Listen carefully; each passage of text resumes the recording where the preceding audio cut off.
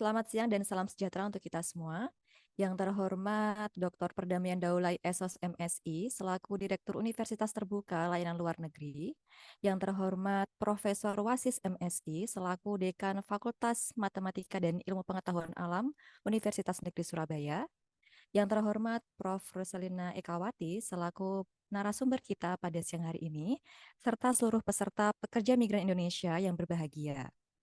Pertama-tama, marilah kita panjatkan puji syukur kehadirat Allah Subhanahu wa Ta'ala yang telah melimpahkan begitu banyak nikmat dan karunia, sehingga pada siang hari ini kita dapat bertemu dalam kegiatan International Community Service dengan tema tips dan trik penulisan karya ilmiah yang berkualitas.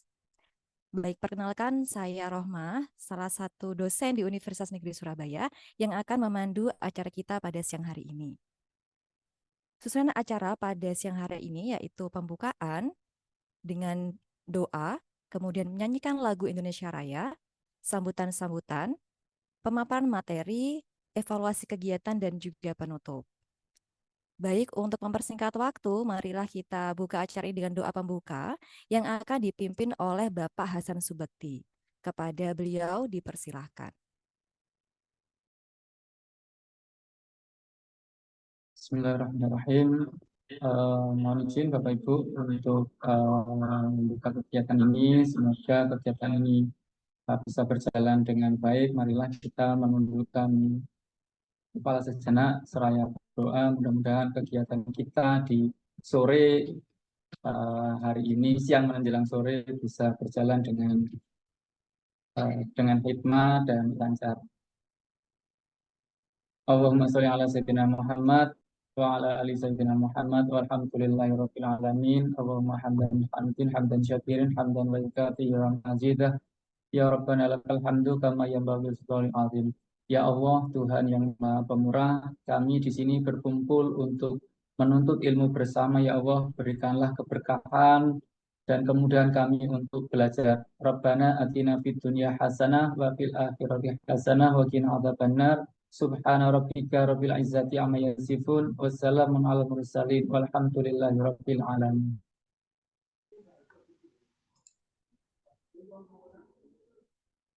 Terima kasih kepada Bapak Hasan Subekti yang telah memimpin kita untuk berdoa pada siang hari ini. Semoga dengan doa tadi acara kita pada siang hari ini dapat berjalan dengan lancar tanpa kendala apapun.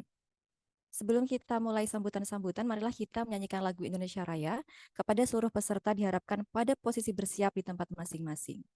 Kepada tim, kami persilakan untuk menyiapkan lagu Indonesia Raya.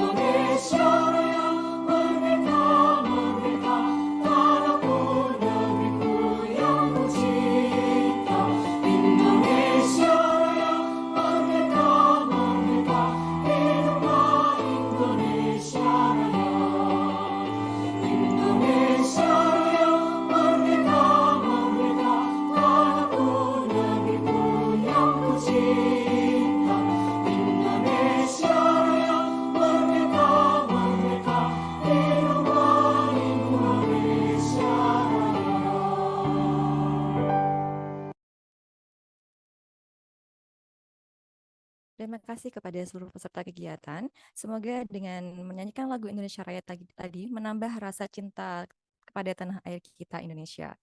Baik, memasuki acara selanjutnya yakni sambutan-sambutan. Sambutan pertama akan disampaikan oleh Dr. Perdamaian Daulay Esos MSI selaku Direktur Universitas Terbuka Layanan Luar Negeri. Kepada beliau dipersilahkan. Baik, terima kasih Bu Mbak MC-nya. Bismillahirrahmanirrahim. Assalamualaikum warahmatullahi wabarakatuh. Selamat siang, salam sejahtera bagi kita semua. Om Swastiastu, Namo Buddhaya, salam kebajikan. Yang saya hormati Dekan Fakultas Matematika dan Ilmu Pengetahuan Alam Universitas Negeri Surabaya, Bapak Profesor Dr. Wasis MSI. Yang saya hormati Wakil Dekan 1 FMIPA UNESA, Ibu Profesor Rosila Ekawati, PSD. Kemudian yang saya hormati Bapak Pasih Bintang Ilhami, PSD, selaku Ketua Panitia Kegiatan International Community Service pada hari ini. Yang saya hormati juga Bapak Ibu para dosen, khususnya di Fakultas MIPA Universitas Negeri Surabaya, yang mungkin saya tidak bisa menyebutkan satu persatu, tetapi saya sebenarnya familiar ya dengan semua teman-teman dosen di FMIPA UNESA, karena dulu kalau nggak salah ada semboyan begitu ya, ingat Pak Dame ikan UT begitu ya, ingat UT ingat Pak Dame kalau nggak salah. Itu motonya teman-teman dosen di UNESA ya. Kemudian yang saya hormati Koordinator Badan Pelaksana Universitas Terbuka Taiwan, Mas Andika, dan kawan-kawan yang selalu mendukung, memberikan pelayanan kepada para mahasiswa Universitas Terbuka yang ada di Taiwan. Dan yang saya banggakan, seluruh mahasiswa Universitas Terbuka yang ada di Taiwan, lebih khusus lagi yang sudah ikut bergabung dalam kegiatan kita pada siang hari ini.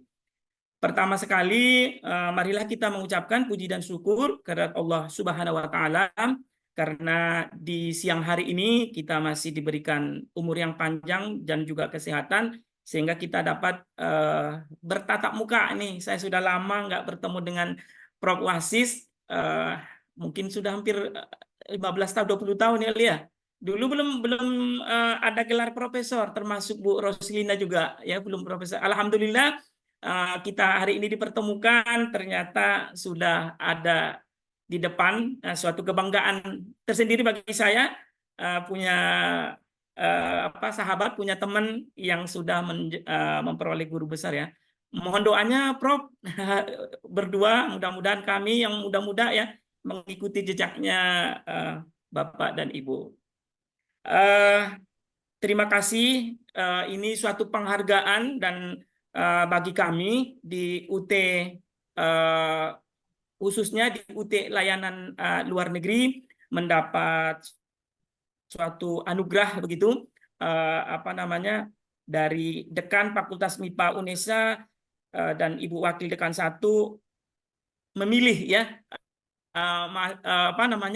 kegiatan ini dilaksanakan di Taiwan, yang dilaksanakan juga khusus untuk mahasiswa kami yang ada di Taiwan, yaitu satu kegiatan yang sangat penting untuk para mahasiswa kami dalam rangka bagaimana mereka bisa menulis karya tulis ilmiah yang baik begitu ya. Temanya sangat bagus, tips efektif untuk menyusun karya ilmiah yang berkualitas. Terus terang ini menjadi PR bagi kami di Universitas Terbuka, karena para mahasiswa kami ini mungkin bukan dibeda-bedakan, tetapi memang agak sedikit beda ya dengan mahasiswa yang ada di UNESA, di mana mungkin banyak hal yang bisa dilakukan untuk mereka melatih karya tulis ilmiah. Kalau di Universitas Terbuka mungkin hanya sedikit ya yang bisa kami lakukan untuk membekali mereka menulis ilmiah begitu ya. Dengan ada acara ini kami sangat beruntung sekali. Jadi mahasiswa kami nanti bisa menulis ilmiah dengan baik, dan kami harapkan kegiatan ini bermanfaat untuk peningkatan kualitas ya lulusan dari Universitas terbuka. Sedikit saya menyampaikan, mungkin sebagai laporan juga untuk Prof. Wasis, bahwa sampai hari ini, Prof, jumlah mahasiswa kita yang ada di luar negeri itu sebanyak 5.750 orang. Kemudian ini tersebar di 50 negara, di 98 kota yang ada di seluruh Indonesia. Jadi ini tugas besar saya, Prof, untuk melayani seluruh mahasiswa yang ada di 50 negara dan di 98 kota tadi, termasuk yang ada di Taiwan. Dan catatan kami di Taiwan ini jumlah mahasiswanya hampir 400 orang yang aktif. Begitu ya, Prof. Wasis ya. Kalau ditambah dengan non-aktif mungkin lebih dari 600 orang. Ya, jadi ini adalah tanggung jawab saya untuk memberikan pelayanan yang maksimal kepada para mahasiswa Universitas Terbuka yang khususnya yang ada di Taiwan. Dan sekali lagi dengan adanya kegiatan ini saya sangat terbantu untuk memberikan pelayanan kepada para mahasiswa. Kemudian sebagai catatan, sebagian besar bahkan mungkin 90% mahasiswa kita yang ada di Taiwan ini adalah selaku pekerja migran Indonesia, Prof. Wasis. Mereka adalah pahlawan devisa negara yang memang harusnya kita bangga dengan mereka, dan sewajarnya memang kita memberikan layanan-layanan yang bisa kita lakukan kepada para mahasiswa yang mereka juga sambil bekerja, kemudian berkuliah di Universitas Terbuka. Dan sekali lagi acara ini saya harap ini menjadi bantuan kita bersama kepada para mahasiswa dan juga para pekerja migran yang memang bersusah payah sambil bekerja, sambil kuliah di Universitas Terbuka. Sekali lagi kami menyambut gembira kegiatan ini, dan kami berharap kegiatan ini bukan pertama dan terakhir ya, Prof. Roselina ya. Jadi kami akan menunggu kegiatan-kegiatan episode-episode berikutnya. Mungkin kalau mau kita pindah negara, kami siap gitu ya untuk menyediakan para mahasiswa yang untuk menerima pelatihan-pelatihan yang seperti yang kita lakukan pada hari ini. Terakhir kepada para mahasiswa, kami menyampaikan kegiatan ini jangan disia-siakan, ikutilah nanti apa yang disampaikan oleh narasumber supaya teman-teman mendapatkan bekal tambahan ya. Apalagi teman-teman yang sudah di semester 7 ada satu mata kuliah, bukan mata kuliah ya, ada satu tugas yang harus diselesaikan, yaitu karya tulis ilmiah. Kalau teman-teman tidak bisa menyelesaikan karya tulis ilmiah, maka nanti tidak bisa lulus jadi sarjana dari Universitas Terbuka. Jadi ini sekali lagi sangat bermanfaat untuk teman-teman semua. Sekali lagi saya berharap teman-teman mengikuti kegiatan ini sampai dengan selesai. Semoga mendapat barokah kepada teman-teman semua. Mungkin itu saja yang bisa dapat saya sampaikan. Kurang dan lebihnya saya mohon maaf. Wabillahi taufik wal hidayah wa ridha wal inayah. Wassalamualaikum warahmatullahi wabarakatuh.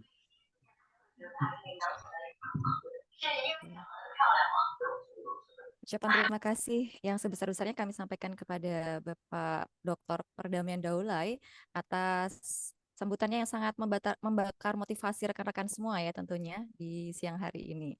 Baik, sambutan selanjutnya akan disampaikan oleh Profesor Wasis MSI selaku Dekan Fakultas Matematika dan Ilmu Pengetahuan Alam Universitas Negeri Surabaya. Kepada beliau dipersilahkan. Oke, terima kasih Bu Nur. Assalamualaikum warahmatullahi wabarakatuh. Suara saya jelas Bu Nur? Oke, jelas Pak. Oke. Oke. Selamat siang, salam sejahtera untuk kita semua. Yang terhormat Pak Dame, saya baru tahu nama lengkapnya hari ini malah gitu. Sepanjang saya juga bergabung di UT dulu, seingat saya di Gresik ketemu Pak Dame itu saya. UT Gresik, kemudian di beberapa tempat, sudah lama sekali, alhamdulillah saya mendapat rezeki yang tak terduga siang ini dipertemukan dengan saudara lama yang tadinya juga tidak tahu, ternyata lewat Pak Fasih dan kawan-kawan ketika mengadakan kegiatan ke Taiwan. Juga yang kami hormati Pak Mas Andika, masih muda sekali tadi kayaknya saya lihat, Pak Andika Ardianto Subaktiar selaku koordinator UT Taiwan ya. Kemudian tim dari UNESA, tidak saya sebutkan satu persatu ini karena timnya banyak, Pak Fasih dan kawan-kawan, termasuk di dalamnya Bu WD1. Ini Bu WD1 hadir di Taiwan karena banyak hal Pak Damai. Yang pertama karena anggotanya Pak Fasih, kemudian yang kedua reuni kangen sama lembaganya, yang ketiga amanah dari fakultas ini gitu untuk menginisiasi beberapa kerjasama.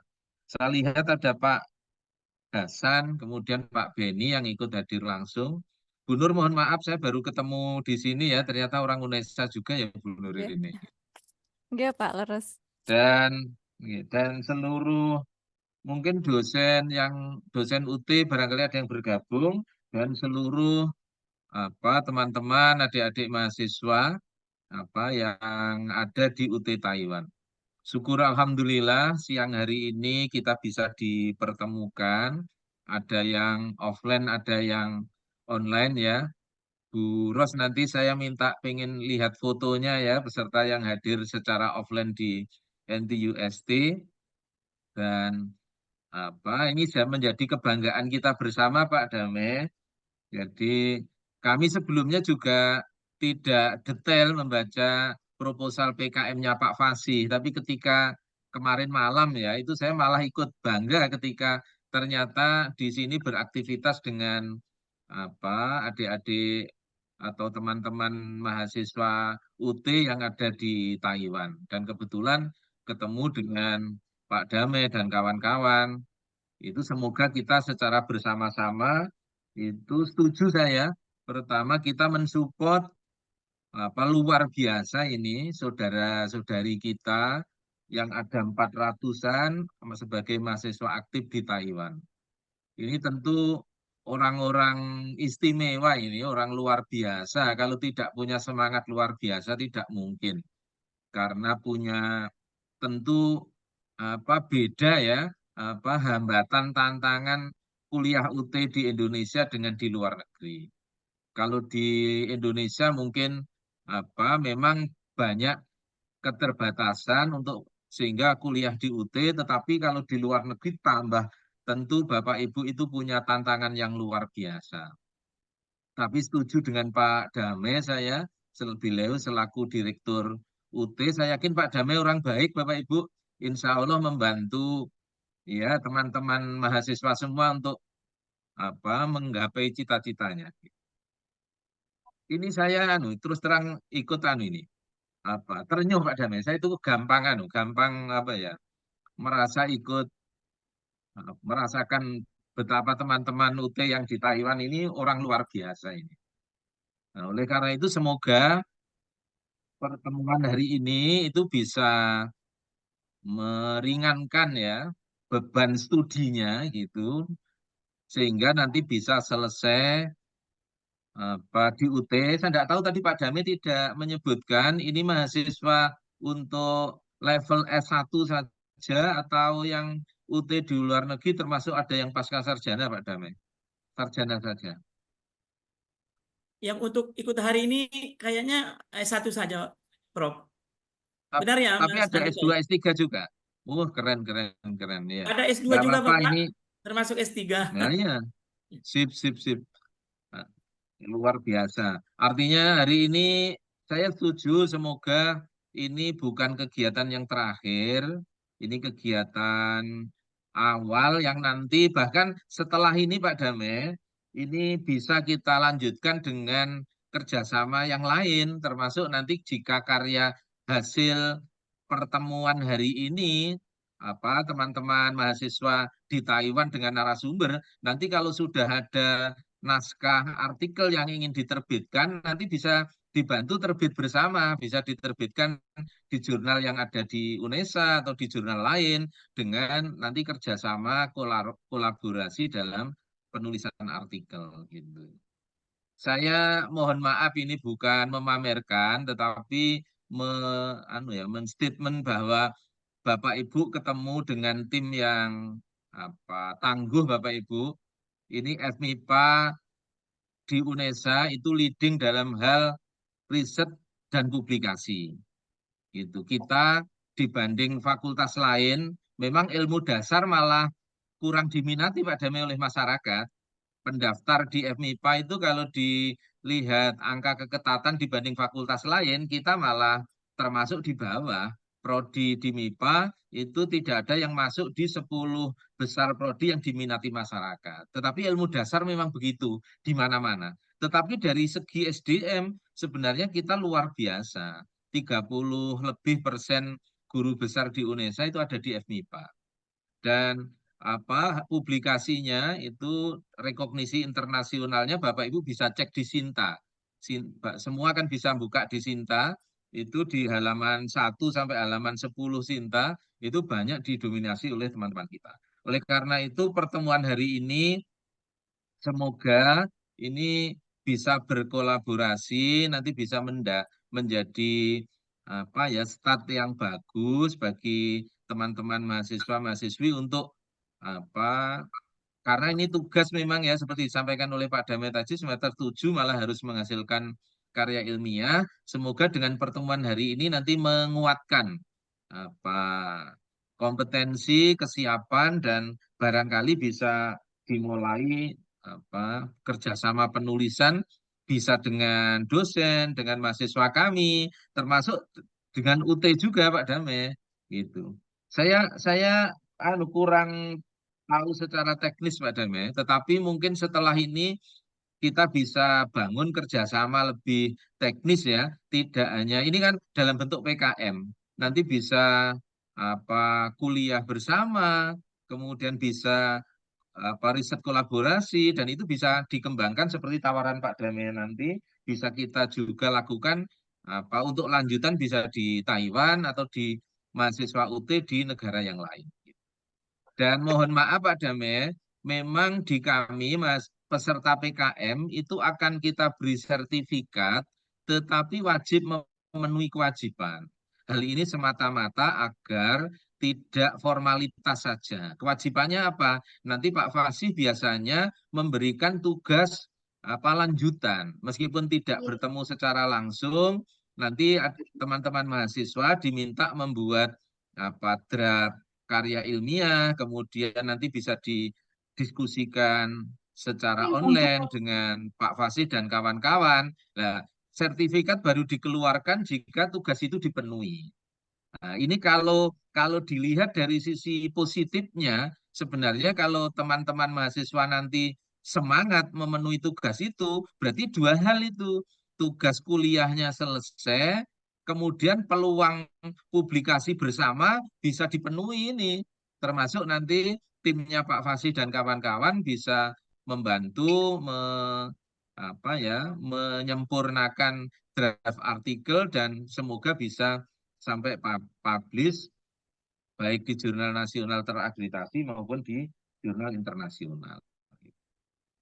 Saya rasa itu saya menyampaikan terima kasih kepada Pak Fasih, Bu WD1, Pak Hasan, Pak Beni yang ini hadir langsung di Taiwan, Bu Nur yang bersama-sama itu bisa mengawal kegiatan PKM ini dan terima kasih kepada Pak Dame dan kawan-kawan UT yang ada di Taiwan. Semoga kegiatan kita bersama ini menjadi berkah itu bagi teman-teman mahasiswa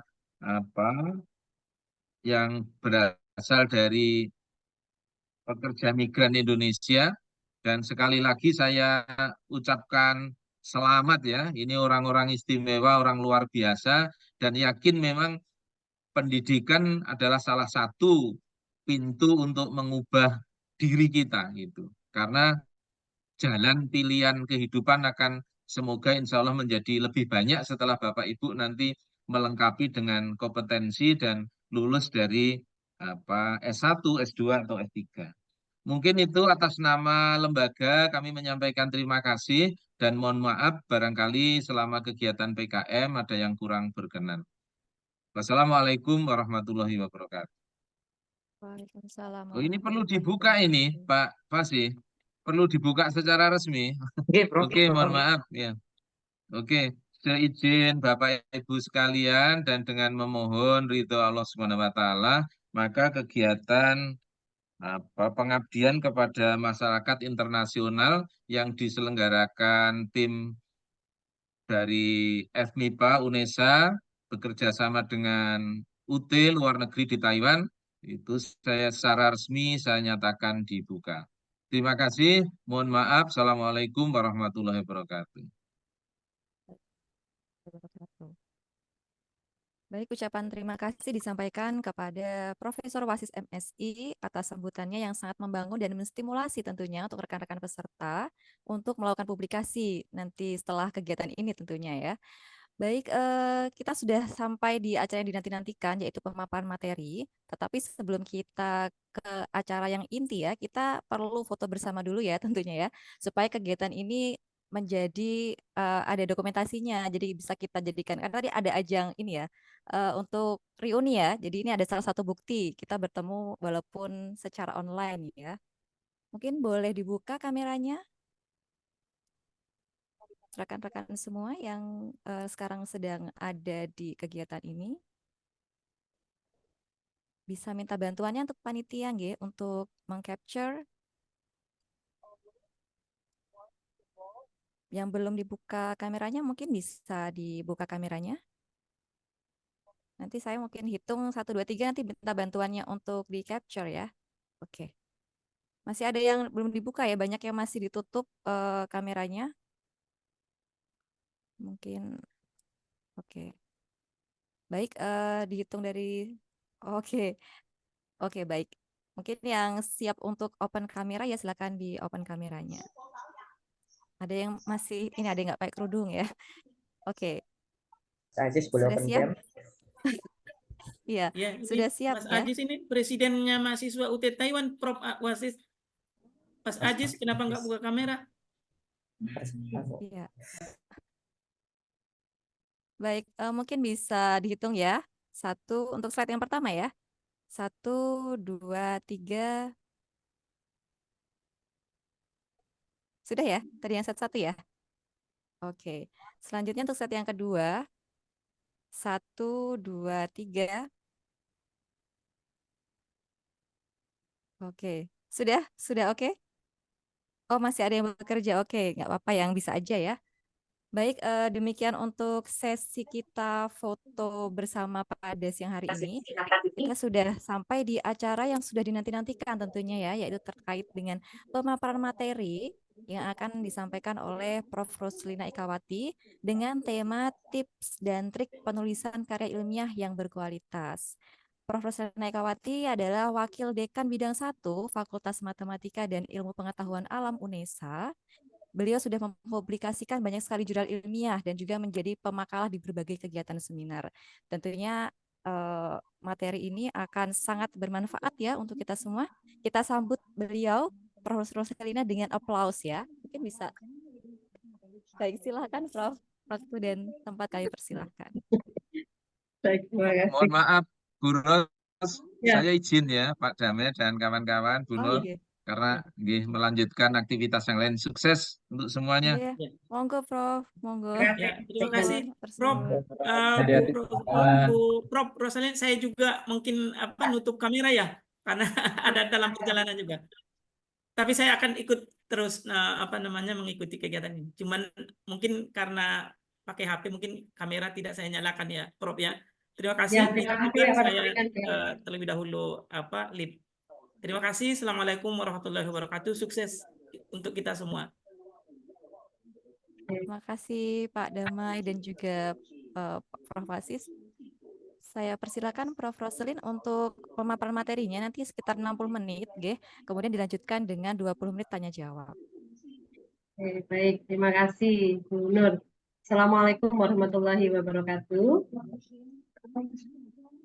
Ya, saya hormati Bapak Dr. Pardamaian Daulay, kemudian Prof. Wasis selaku Dekan FMIPA UNESA, Bapak Ibu Badan Pelaksana UT Taiwan, serta kalau saya boleh memanggil adik-adik mahasiswa gitu ya.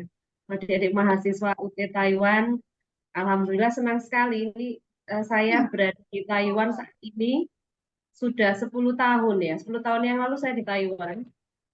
Tahun 2012 sampai 2015 saya berada di Taiwan untuk studi.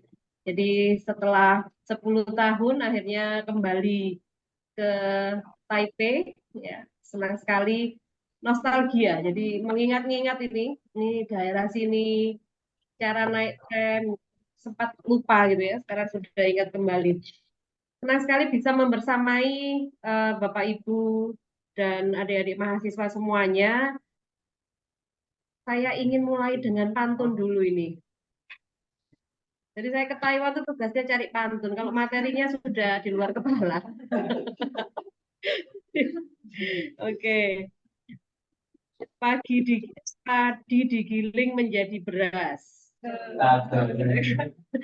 Malam gelap nyalakan pelita. Mari kita bekerja dan belajar dengan keras untuk mencapai cita-cita. Ini teruntuk adik-adik mahasiswa semuanya. Ya, oke. Saya izin share screen. Ya. Baik, hari ini saya diberi kesempatan untuk memaparkan materi terkait dengan e-learning sebenarnya. Namun paparan nanti ini tidak secara langsung e-learning, ya, tapi lebih ke arah adik-adik mahasiswa dan Bapak Ibu semuanya menggunakan penulisan artikel ilmiah ini sebagai sarana untuk menggunakan e-learning yang ada. Jadi kami dari tim Universitas Negeri Surabaya, ya, Universitas Negeri Surabaya itu satu-satunya kampus negeri di Surabaya. Karena yang namanya universitas yang lain tidak ada pakai kata negeri.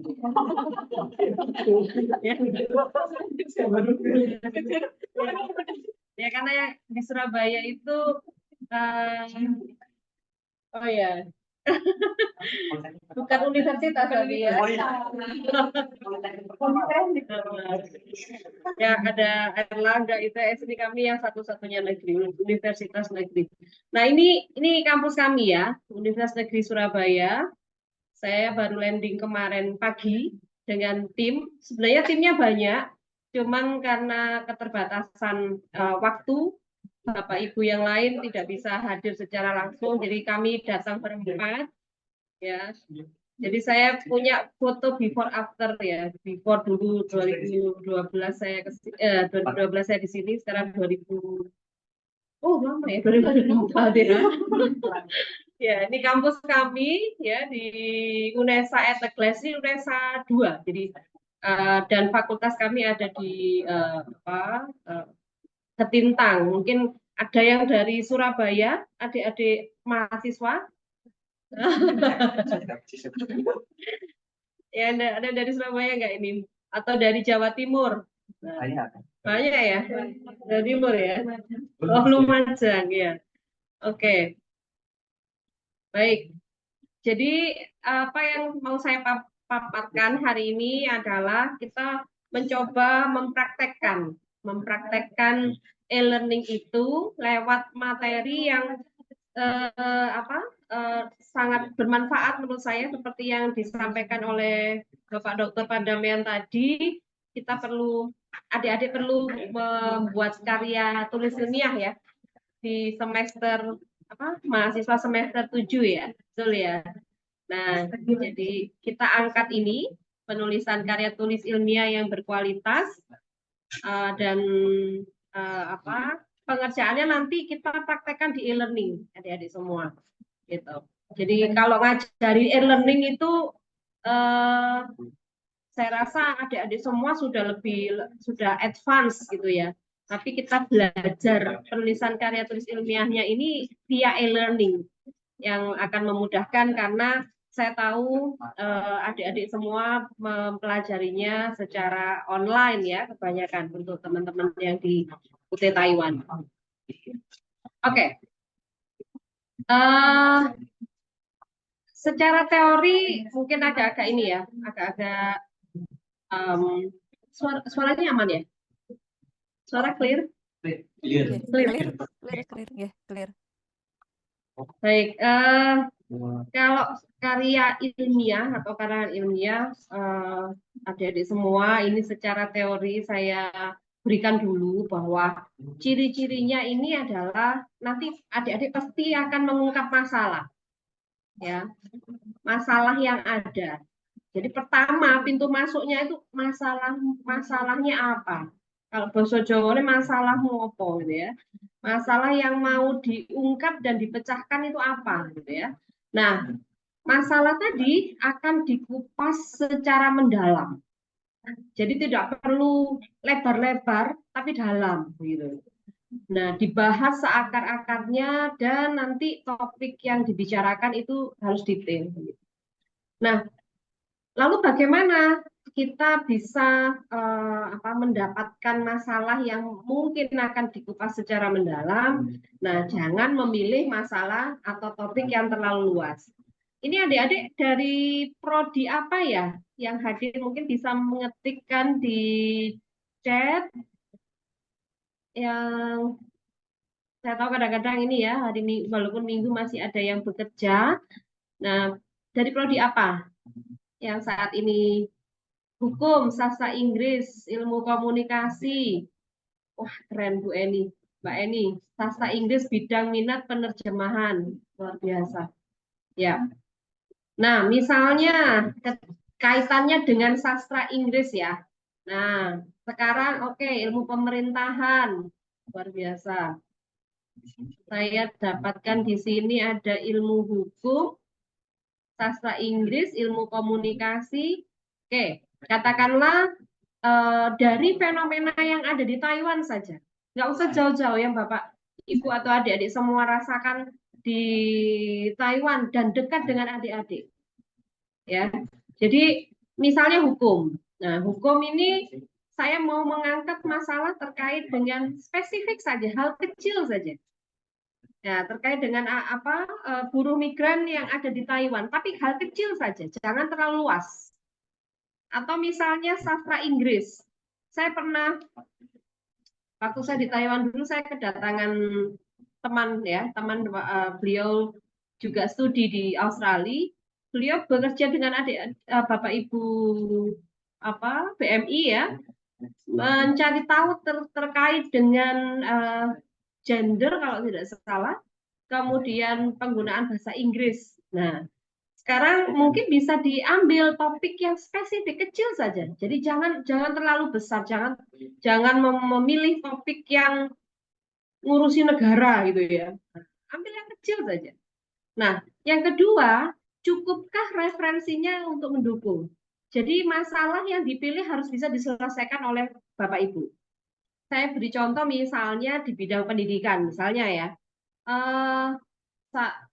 Penelitian seorang peneliti atau yang akan menulis karya ilmiah itu sharing masalah terkait dengan ICT.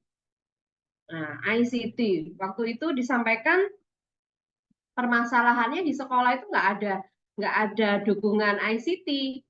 Itu masalah, tapi masalah itu tidak bisa diselesaikan oleh penulis. Kenapa? Ya selesaiannya ya harus ada biaya gitu ya, biaya untuk membeli peralatan. Nah, jadi pengambilan masalah yang mau diulas itu sebaiknya masalah atau topik yang tidak terlalu luas, yang dekat dengan Bapak Ibu, karena kalau dekat dengan Bapak Ibu itu Bapak Ibu akan termotivasi, adik-adik akan termotivasi untuk menyelesaikan. Ya, dan cukup referensi. Cukup referensi artinya saya rasa ini kalau referensi bisa diakses ya, bisa diakses di mana-mana dengan tutor UT. Saya jadi kepingin jadi tutor UT ini. Nanti biar saya ngelamar ke Pak Perdamaian nanti ya. Ya, saya senang sekali. Dulu saya sempat ngajar ini paket C ya, paket C, ngajar paket C di Taiwan dulu sempat. Senang dengan teman-teman BMI ya, yang mau belajar luar biasa.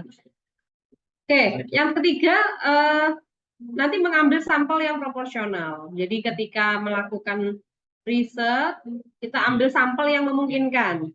Nggak usah jauh-jauh, adik-adik semua. Ambil misalnya, saya mau ambil 30. Sampelnya siapa? Ya udah teman-teman aja.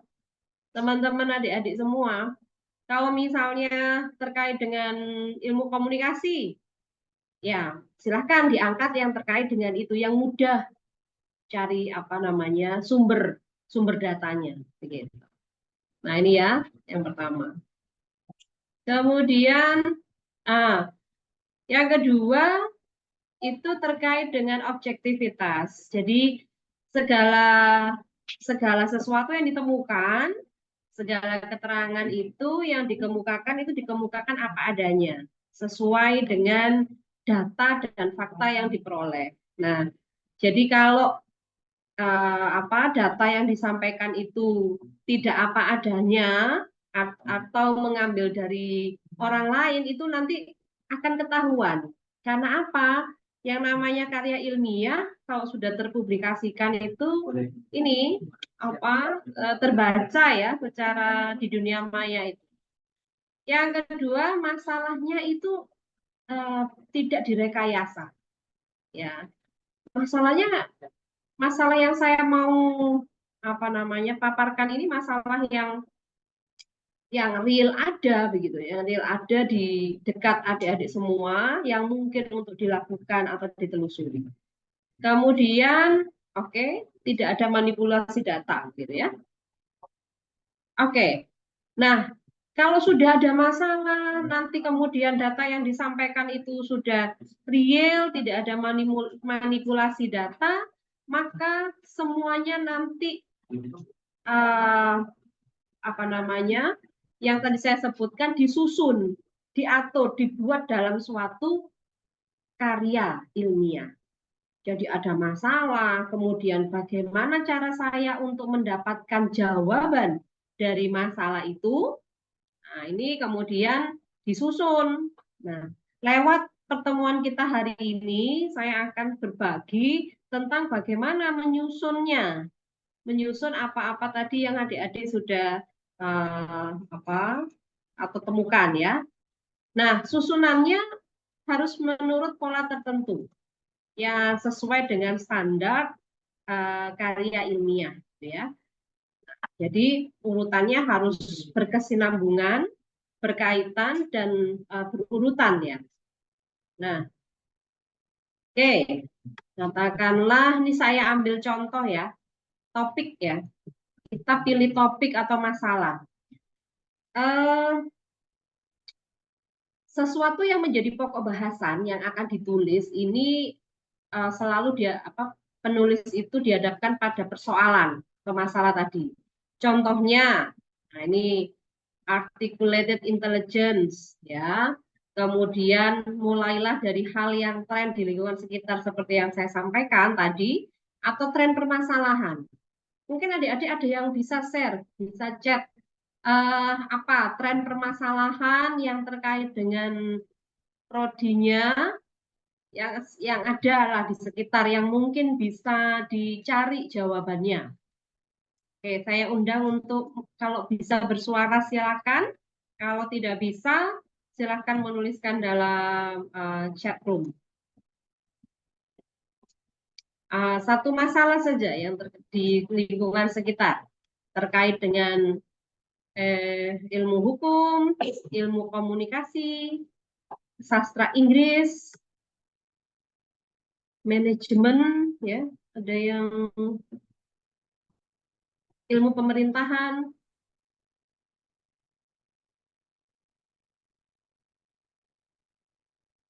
Nah, memang cari masalah itu susah nih sebenarnya. Iya kan? Padahal cari masalah itu susah sekali ya. Nah, itu biasanya terjadi. Ya, selama saya dulu studi pun cari masalah itu bisa 3 bulan. Jadi kalau saya paksa 5 menit ya nggak mungkin keluar gitu ya masalahnya. Ini padahal dulu 3 bulan cari masalah yang spesifik. Saya beri contoh misalnya terkait dengan, karena saya bidang pendidikan ya. Bidang pendidikan waktu itu dilatar belakangi oleh matematik ya misalnya ya. Ini kenapa sih matematika ini kok bagi siswa itu dianggap sesuatu yang sulit gitu ya. Dianggap sesuatu yang sulit sehingga ada yang salah di mana? Apakah di gurunya atau di pelajarannya? Nah, akhirnya supaya lebih spesifik, lebih dalam, kita ambil yang guru seperti itu. Oke, kita batasin guru ya. Di gurunya, apanya gurunya yang mau dicari? Nah, spesifik lagi. Nah, apanya gurunya ya yang mau saya ingin tahu? Oh, saya ingin tahu tentang pengetahuannya. Jangan-jangan pengetahuannya ini ya something ya. Nah, something sehingga kok ngajarnya nggak bisa appropriate untuk siswa. Ya. Oke, misalnya ilmu komunikasi. Yang lagi tren sekarang apa? Bu, apa ini? Saya nggak ada namanya ya. Itu Mbak Dewi, Mas Luhatul, Mbak Irma. Peran komunikasi suami istri. Wah, itu bagus bagus. Peran suami istri. Nah, ini Mbak Afifah LDR nggak ini? Sedang LDR ya? Oh, nah,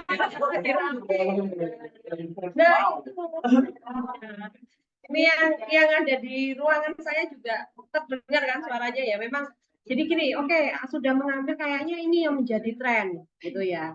Nah, sekarang peran komunikasi suami istri. Kita cari peran ini komunikasinya yang seperti apa ini gitu ya. Mungkin di ilmu komunikasi ada apa ya? Bagian-bagian komunikasi mungkin Mbak Afifah. Ya, komunikasi apa ya misalnya? Saya bukan orang ilkom sih. Kalau secara teori ambil satu lagi yang spesifik terkait dengan komunikasi suami istri. Ya, komunikasi kalau LDR gitu ya. Saya malah baru tahu lagi Rami. Oke, komunikasi dalam hal parenting. Nah, ini udah keluar. Oke, penggunaan bahasa Inggris yang masih minim di kalangan TKW. Nah, parenting ini penting ya. Even dari semua dari semua pihak itu perlu memahami komunikasi dalam parenting. Lalu bagaimana trik atau approach pendekatan yang digunakan untuk guru migran misalnya supaya memahami komunikasi dalam parenting. Nah, itu bisa diangkat. Saya mau ngadakan pojok pojok konsultasi parenting gitu, Mbak Eni. Nah, pojok komunikasi parentingnya itu lewat apa? Misalnya, saya suka sosmed nggak ya? TikTok atau Facebook gitu ya? Nah, medianya di situ. Ayo, kumpulkan masalah-masalah komunikasi parenting untuk buruh migran. Itu sudah jadi hal yang bisa dieksplorasi. Begitu. Oke, penggunaan bahasa Inggris yang masih minim di kalangan TKW. Oke, penggunaan bahasa Inggris. Oke, kita misalnya begini, Mbak Yanti. Mbak Yanti ingin membantu Mbak Mas TKW untuk bisa menggunakan bahasa Inggris percakapan sehari-hari saja. Saya mau buat booklet, boleh. Itu salah satu sehingga nanti fokusnya. Ya. Oke. Ada lagi tren yang mau ini? Jadi sarkasme adalah gaya bahasa yang mengandung Oke, ada lagi tren ini yang mau diungkap begitu?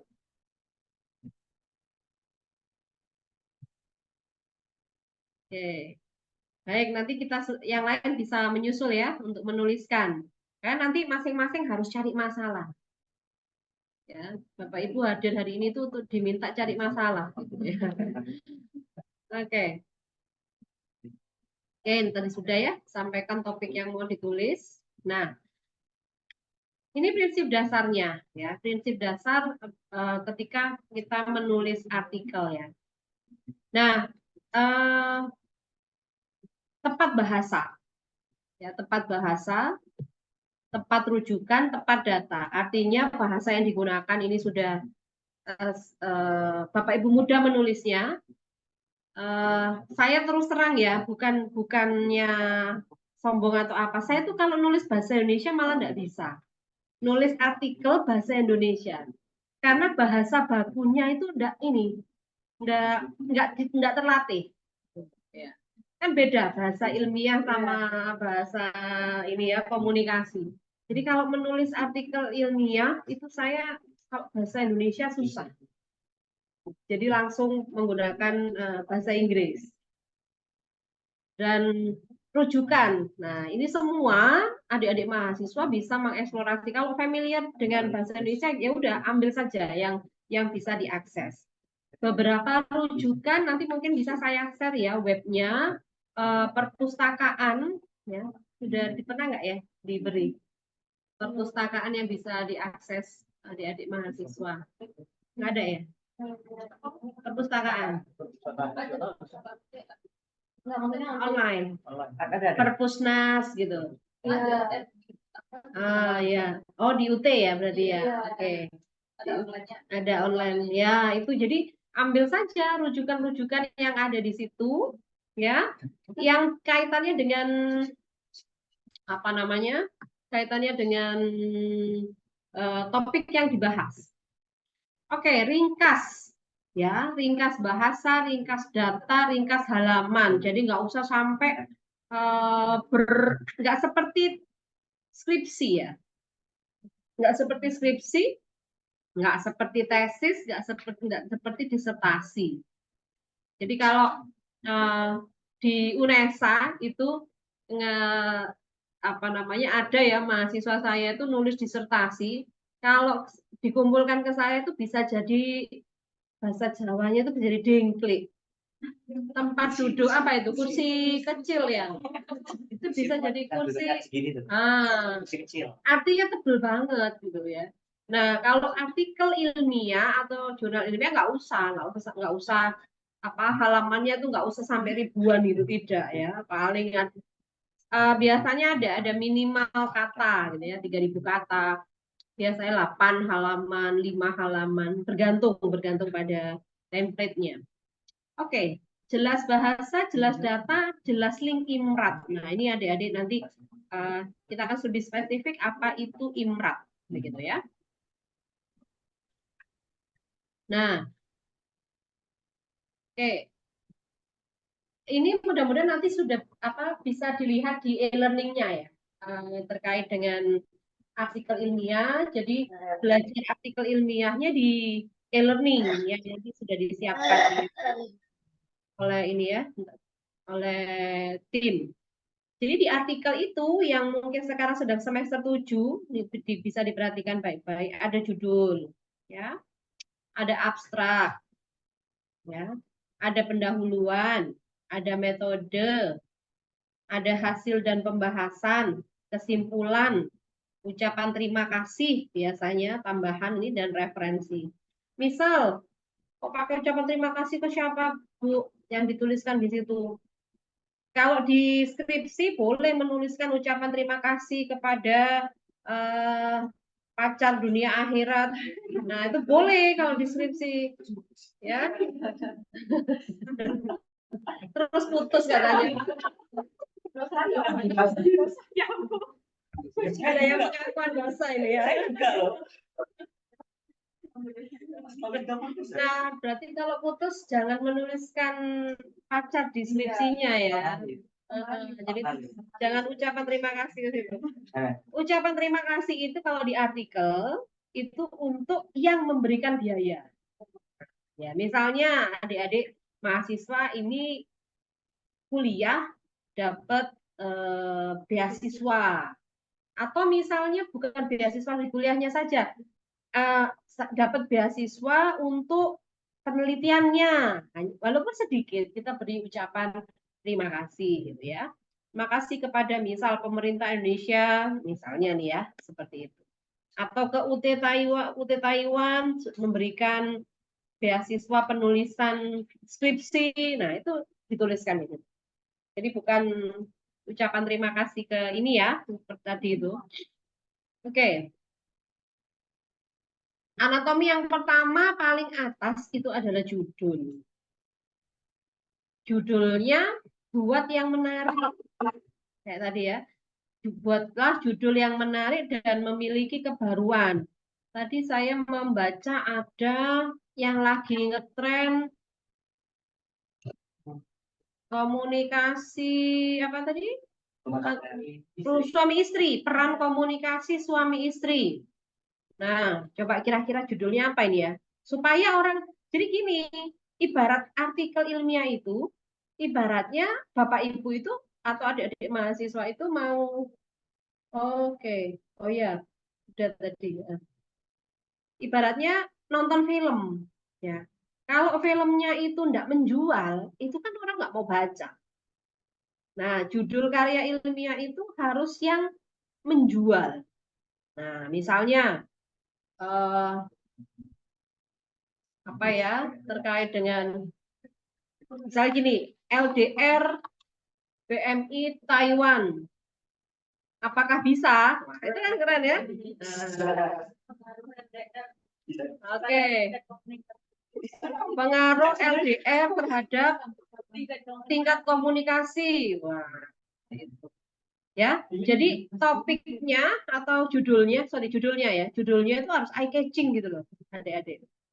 Ya, seperti itu. Ya, kemudian apalagi ya? Ada yang punya ide nggak, teman-teman yang di ruang Zoom? Wah, sudah 51 peserta bertambah ini. Oke, apa misalnya bahasa Inggris yang masih minim di kalangan TKW? Buruh migran Indonesia, apakah bisa berbahasa Inggris? Tanda tanya. Nah, oke, LDR di masa kini bisakah? Nah, ini pasti dibaca pasti nanti ini kalau judulnya seperti ini ya. Saya beri gini tambahan. LDR di masa kini bisakah saya terus sebentar ya. Saya stop share ini dulu. Oke, saya bisa. Saya copy ya, Mbak. Siapa ini, Mbak Di?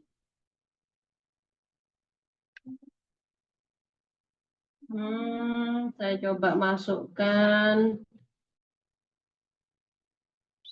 Nanti buka. Misal ya. LDR di masa kini bisakah? Saya tambahkan begini, titik 2. Sebuah kasus di Taiwan. Nah, kasus saja di BMI ya? Misalnya. PEP ya? Oke.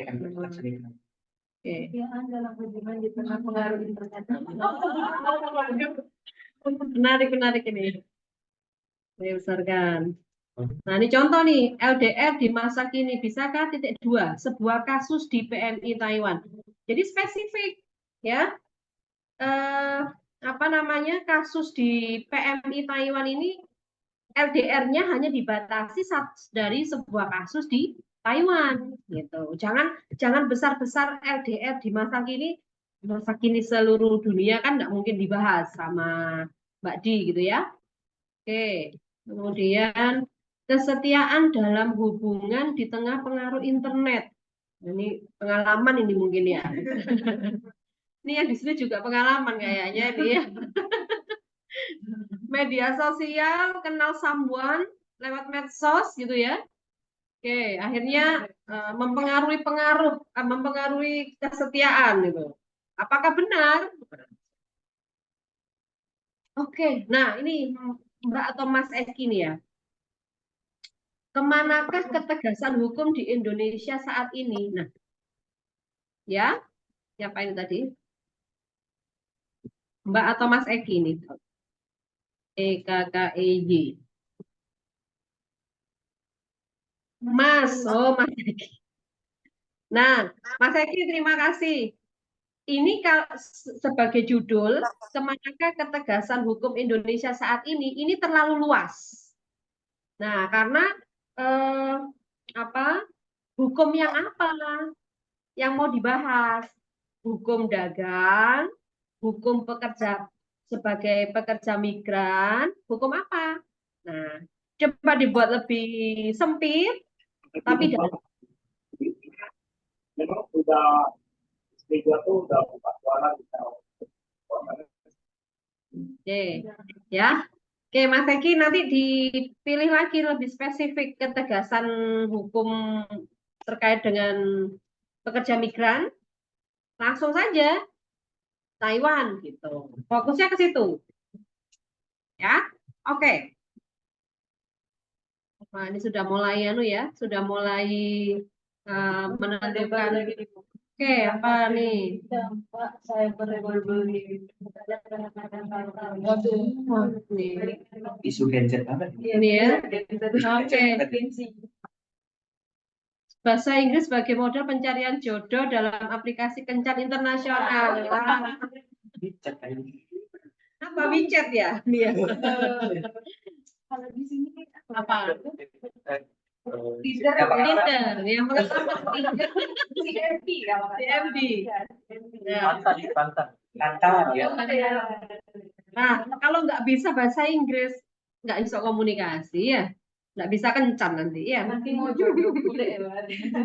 Anak lokal sini kan. Nah, berarti berarti bukan orang Taiwan ini Mbak Dia, Iya. karena bahasa Inggris. Shopping. Oke. Oke, saya bahas dari atas dulu, dampak cyberbullying terhadap kesehatan mental remaja. Nah, silakan ambil studi kasus. Berarti subjek yang mau diteliti siapa ini, Mbak Alfia? Afifa. Cyberbullying di kesehatan mental remaja. Artinya Mbak Afifa akan mencari data di remaja. Karena yang mau dicarikan kesehatan mental remaja. Ya.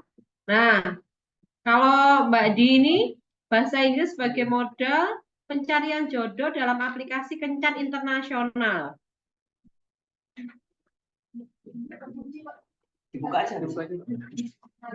Oke. Nah, ini berarti nanti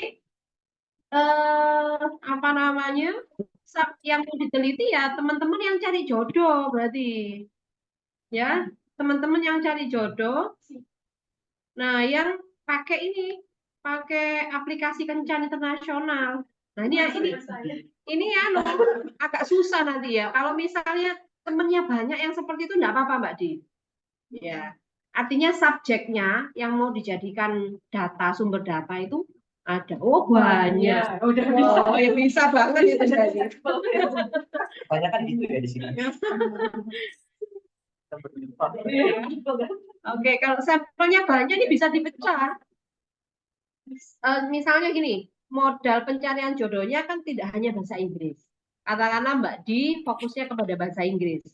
Yang satu, mahasiswa yang lain fokusnya kepada komunikasi dua arahnya.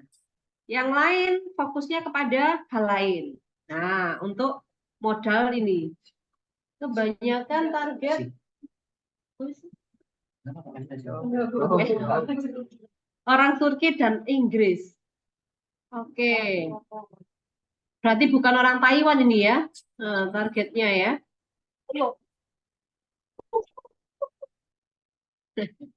Oke. Sudah? Sekarang itu judul ya. Nah, kemudian kalau sudah ada judulnya, adik-adik mahasiswa menyampaikan, wah, cari jodoh melalui aplikasi bla bla bla, tulis tuh di latar belakang. Ya.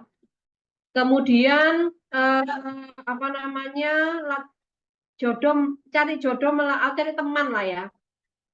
Cari teman melalui apa tadi namanya? Aplikasi kencan internasional, bla bla, itu silahkan dituliskan di latar belakang. Atau misalnya ini Vivo V2204, peran komunikasi keluarga dengan anak-anak TKW. Seperti berkabar karena anak-anak tidak berani bercerita kalau sedang tidak sehat. Oh, ini berarti kelancaran komunikasi ya. Berarti ada. Jadi bisa gini misalnya, Mbak. Faktor-faktor, apakah faktor-faktor yang mempengaruhi kurangnya komunikasi antara PMI dan anak, misalnya begitu. Nah, itu yang dieksplor adalah faktor-faktornya apa saja. Sudah, itu cukup. Spesifik, detail, ya.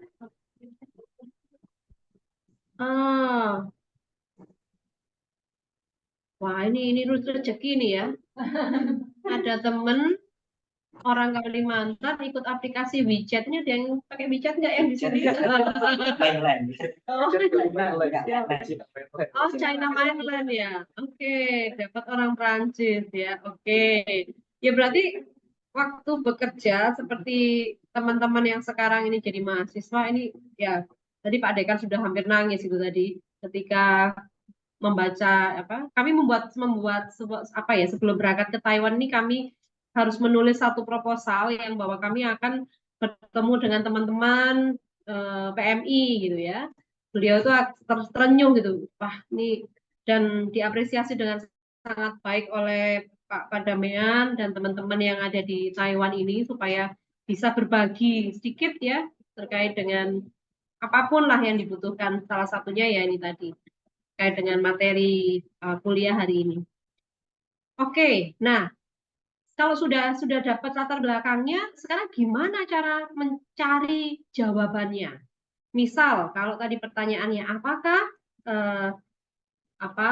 bagaimana komunikasi yang baik supaya keluarga dan anak-anak TKW itu komunikasi yang lancar ya terimplementasikan.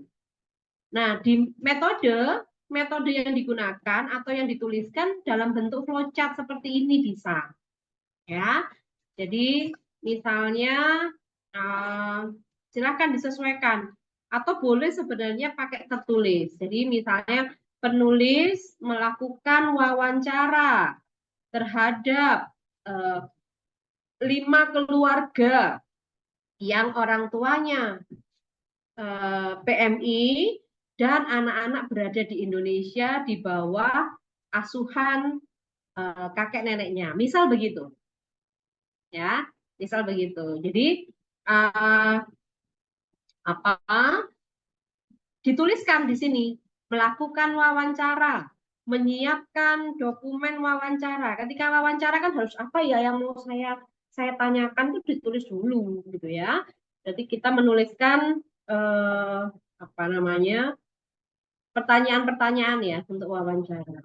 Kemudian menyampaikan atau melakukan wawancara.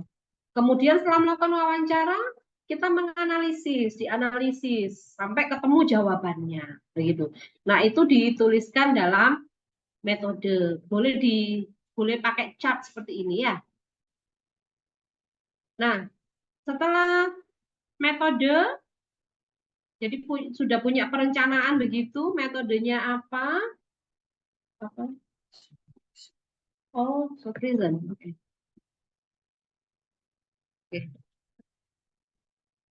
Ya. Jadi kalau sudah punya perencanaan metodenya seperti apa, baru kita lakukan. Nah, minggu-minggu gini kirim aja buat WA group. Tadi misalnya teman-teman yang cari jodoh tadi 5 saja. Buat WA group, buat pertanyaan. Apakah seberapa besar pengaruh bahasa Inggris dalam komunikasi di WeChat misalnya begitu.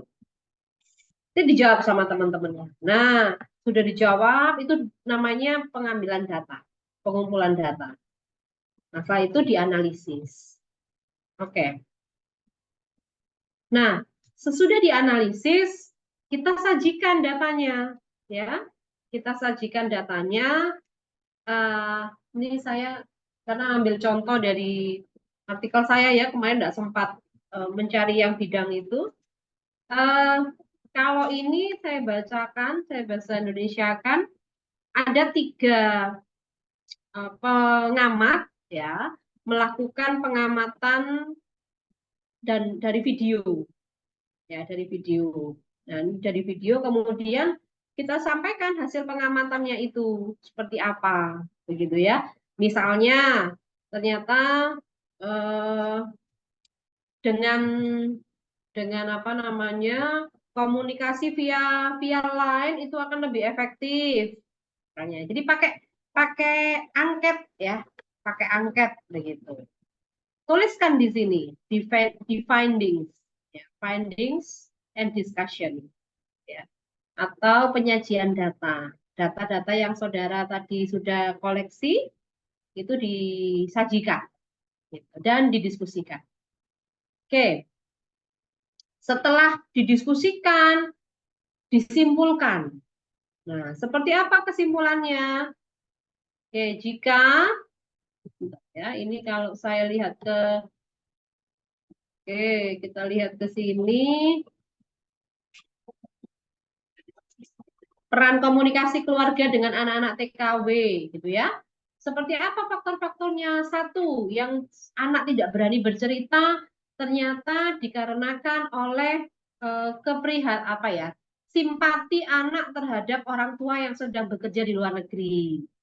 Artinya tidak mau mengganggu orang tuanya bekerja, sehingga ya nggak mau banyak berbicara yang negatif.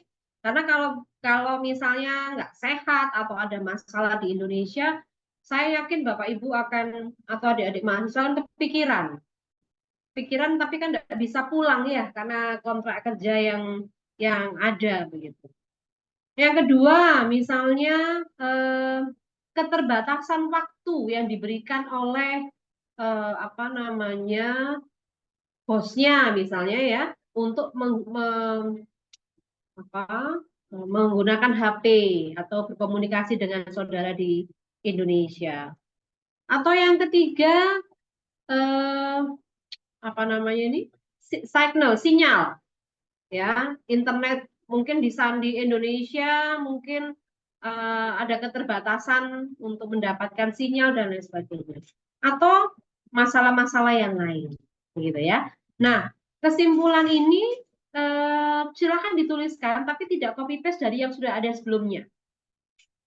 Jadi kalau yang di kesimpulan, kalau Bapak Ibu tuliskan di pendahuluan itu tujuannya ingin mendeskripsikan faktor-faktor yang mempengaruhi komunikasi yang terhambat antara PMI dan anaknya. Nah, tuliskan seperti apa di wrap up begitu ya. Ya. Jadi nyatakan dengan jelas seperti apa indikasinya. Nggak usah banyak-banyak kalau bagian kesimpulan. Paling 1-2 paragraf selesai. Begitu. Oke. Nah, setelah kesimpulan, kita menuju ke referensi. Nah, referensi itu kalau adik-adik mahasiswa sering baca buku, di bagian akhir buku itu loh, itu referensi. Ya, buku-buku apa saja yang dibaca, web-web apa saja yang dibaca terkait dengan komunikasi tadi ya. Jurnalnya jurnal apa? Nah, itu dituliskan di referensi. Gitu. Ya. Oke. Nah, kalau itu sudah, nanti kita bisa lebih ke arah advance, artinya kita akan melakukan beberapa cek sebelum digunakan artikelnya. Oke, saya rasa itu terkait dengan karya tulis ilmiah. Nanti adik-adik akan belajar ini lebih mendalam lewat e-learning begitu ya. Jadi yang pertama sebelum saya saya wrap up dulu bahwa ide itu ada di mana saja. adik-adik di dalam rumah sekarang bekerja itu sebenarnya sudah punya ide. Tadi kan sudah terungkap juga ya. Inspirasi bisa datang dari tempat-tempat yang tidak terduga, ya. Kemudian jangan takut mencoba sesuatu yang baru, ya. Kemudian kalau misalnya kehabisan ide, saya rasa nggak akan kehabisan ide. Ini Gen Z yang luar biasa, ya. Perlu diingat bahwa menulis itu kayak buat film, kayak buat apa namanya konten kreator gitu loh. Ya, mikirnya begitu. Kalau buat konten kan punya ide, gitu ya. Jadi menulis adalah proses kreatif sehingga kalau menulis ya dinikmati saja langkahnya, nggak usah takut salah. Tulis saja dulu, nanti tinggal dengan didampingi oleh tutor-tutor yang luar biasa di UT Taiwan, adik-adik akan lebih memaksimalkan penulisannya.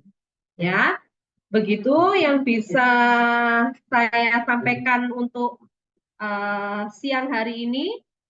Karena tadi saya berpantun ya di awal, di akhir saya mau juga menutup dengan pantun ini. Oke. Batu gunung berbongkah-bongkah, air mengalir ke tempat rendah. Belajar dan bekerja untuk mencari nafkah supaya hidup terasa indah.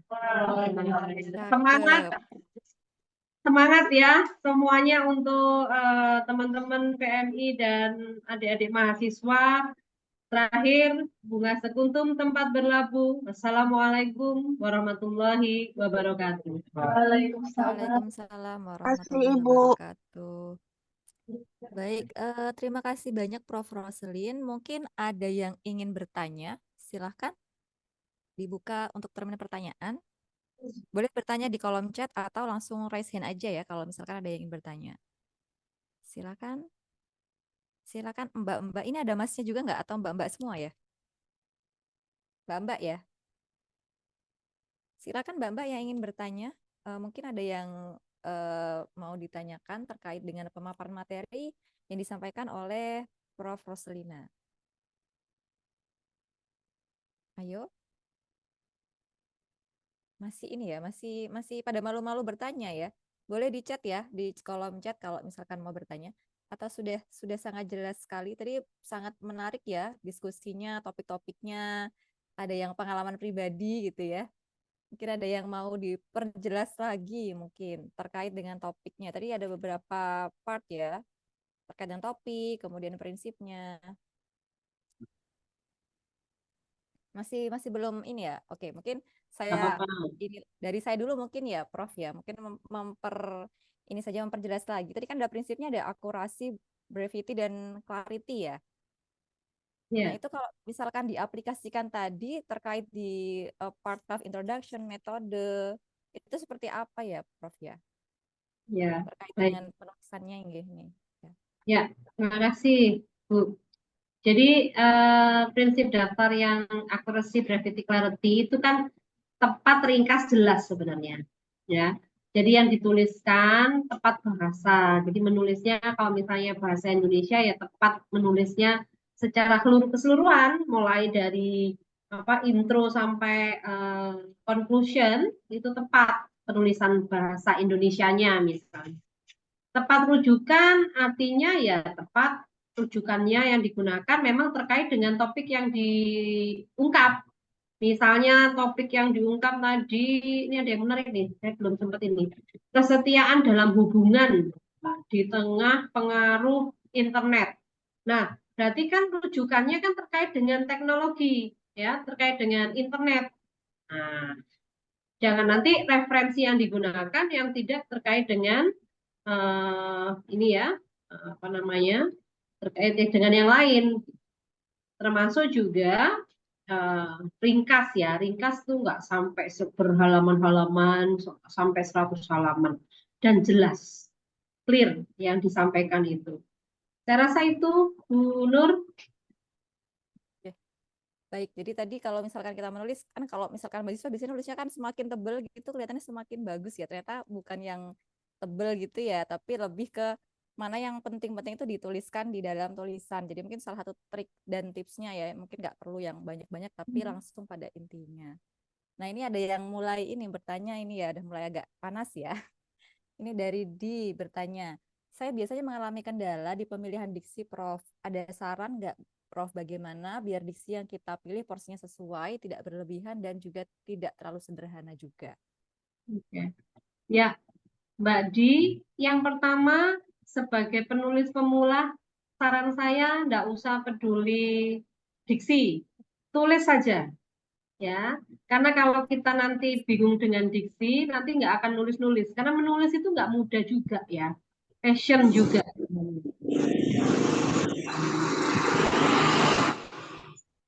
Jadi tulis saja dulu, kemudian nanti kalau sudah menulis, baru nanti kita perhatikan apa namanya, perhatikan diksinya ya. Paling tidak kalau menulisnya dalam bahasa Indonesia ya SPOK-nya harus sudah sesuai gitu ya. Karena penulisan kalau dalam bahasa Indonesia atau bahasa Inggris berbeda ya, berbeda ininya stylenya begitu. Gitu ya Mbak Di ya. Saran saya nulis saja dulu.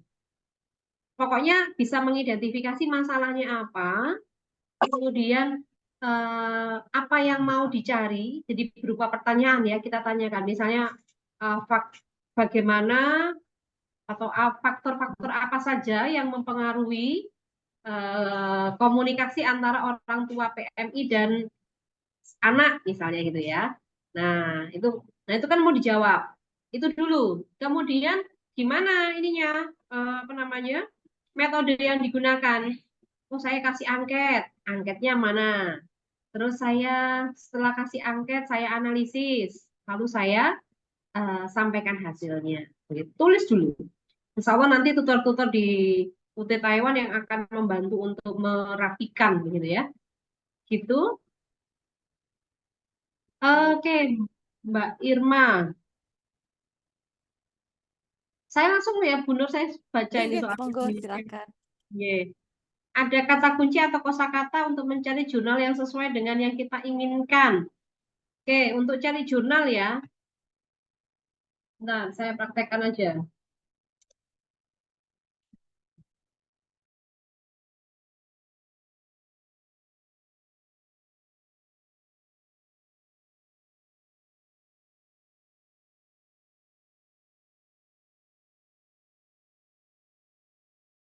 Oke, kalau biasa teman-teman mencarinya lewat ini ya, lewat Google ya. Nah, sekarang carinya lewat Google Scholar ya, itu yang paling gampang. Dari Scholar google.com. Nah, ya. Nah, misalnya tadi ya gunakan saja kata-kata kunci apa yang sebentar yang bertanya siapa nih? Mbak Irma Mbak iya, De Irma. De Irma, Ya, Irma Trihardianti. misalnya tentang apa De Irma ini?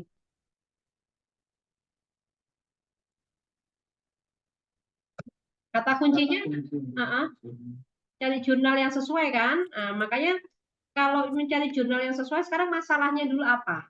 Gitu, ya. Masalahnya misalnya komunikasi parenting misalnya. Nah, misalnya gini. Nah, jurnal yang sesuai itu langsung bisa di-share di sini. Nah, ini ya. Ini kalau misalnya cocok sama apa yang mau diteliti, silakan gunakan. Langsung ke PDF-nya di sini. Gitu. Kata kuncinya ya kata kunci yang terkait dengan masalah yang mau diselesaikan itu. Gitu. Semoga menjawab ya, De Irma. Ini yang paling ini sih, ya ada juga ke Perpusnas. Ini ya, perpusnas.go.id. Nah, nanti ini ada koleksi digital, direktori, ini kamu juga bisa nih. Juga bisa lewat sini. Nah, ini ya, perpustakaan. Jadi eh, sebenarnya semuanya bergantung pada adik-adik semua. Bisa saya paham mengatur waktu antara bekerja dan belajar luar biasa ya. Eh, tinggal ini aja kemauan belajar, insya Allah itu akan indah pada waktunya. Gitu.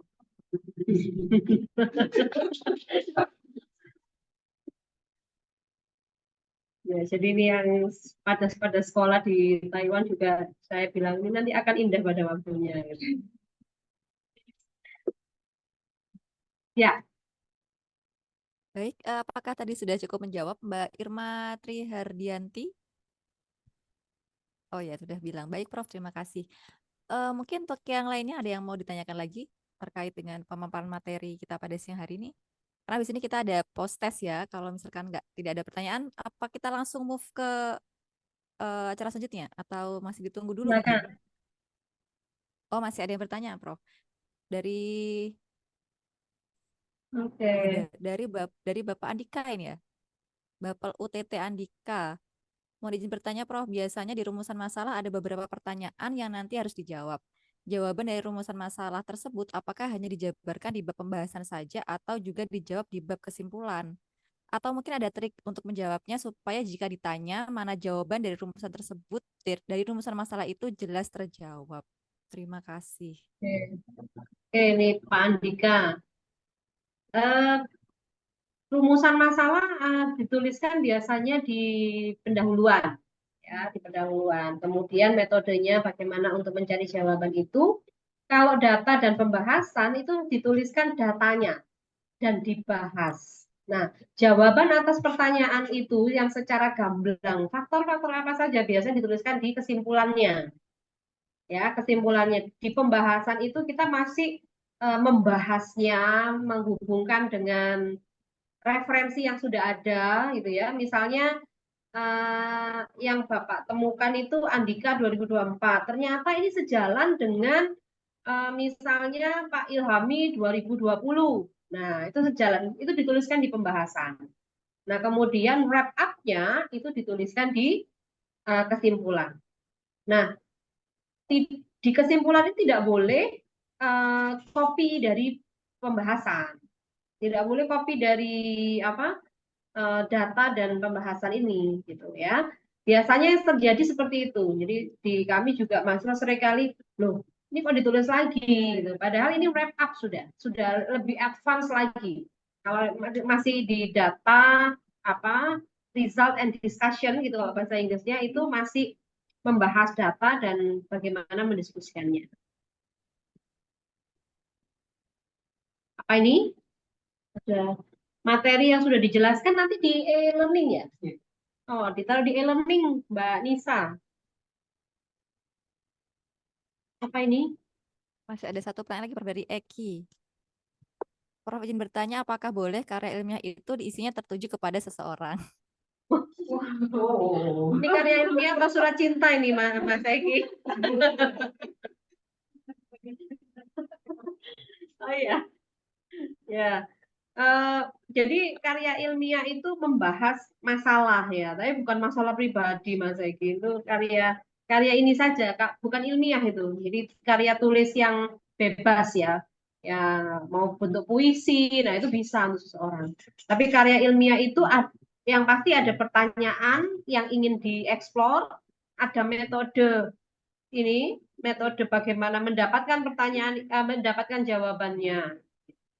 Kalau tertuju kepada seseorang ini kok saya belum pernah mendapatkan ya. Kalau sekumpulan orang mungkin. Jadi kasus misalnya a case of PMI di Kaohsiung, boleh. A case of, jadi ada kasus a case of pekerja migran itu apa aja sih bidangnya? Ada yang guru pabrik, ada yang caregiver. Nah, sekarang fokusnya a case of caregiver in Taiwan gitu. Aja sudah spesifik kasus pada sekumpulan itu. Gitu Mas Eki, semoga menjawab. Atau mungkin ditaruh di itu Prof, ucapan terima kasih mungkin ya. Sudah memotivasi mungkin. Kalau itu ya itu tadi. Ini katanya Mas Andika, kalau nulis ucapan terima kasih kepada someone that he love to pada saat di skripsi tesis itu biasanya putus. Jadi nggak usah ditulis ya. Jangan ditulis ya. Padahal itu jadi buku yang sudah dicetak loh itu. Nah, itu ya. Malah berbahaya nanti ya, membuat masalah di masa depan ya. Baik. Ini pertanyaan sangat ini out of the box ya. Mungkin yang ingin bertanya silahkan menuliskan di kolom chat atau boleh angkat tangannya, kemudian silahkan open mic-nya. Nah, ini untuk peserta diingatkan untuk bisa bergabung ya di grup WhatsApp melalui link yang sudah disediakan di kolom chat ya. Nanti untuk lebih tahu bagaimana caranya mengakses e-learning ya. Jadi ini tadi titipan dari tim ya. Silahkan. Dan juga jangan lupa untuk mengisi presensi juga ada di kolom chat. Silakan yang ingin bertanya lagi. Saya hitung sampai 10 ya. Saya hitung mundur 10. Kalau tidak ada, kita langsung move ke acara selanjutnya. 10. Oh, ada yang bertanya lagi. Baik, izin bertanya Prof, bagaimana metode yang digunakan untuk mendapatkan data yang akurat sesuai topik masalah? Dari Nurul Fajria. Ya, Mbak Nurul. Sedang nulis tesis ini ya.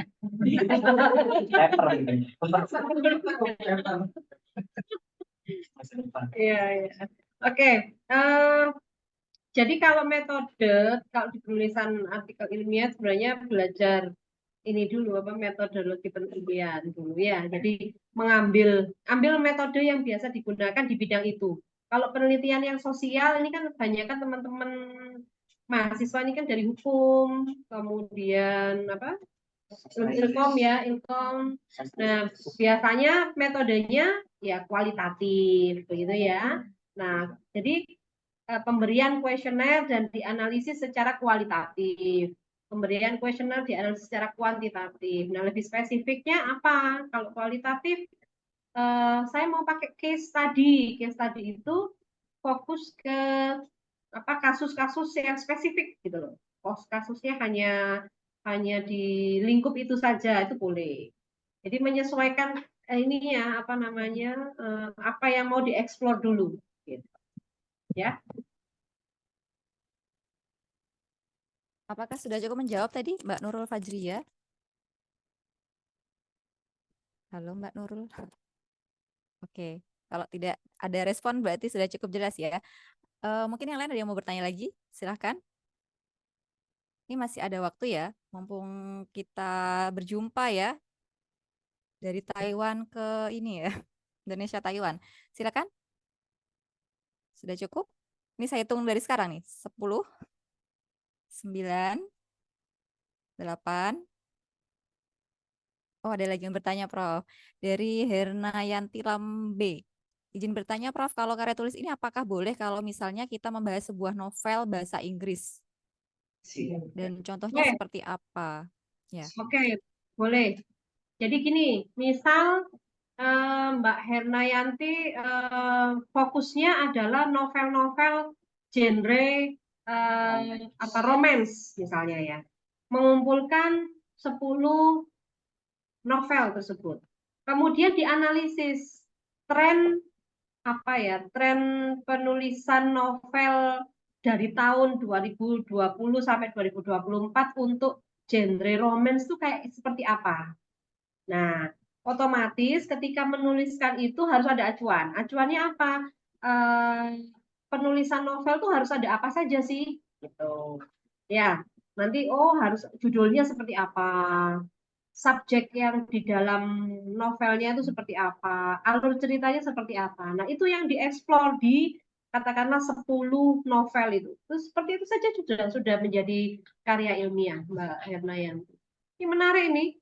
Suka baca novel ya, maknya ya. Sebenarnya Jadi kalau kepikiran Prof. Ya. ya Kalau film gimana, Prof?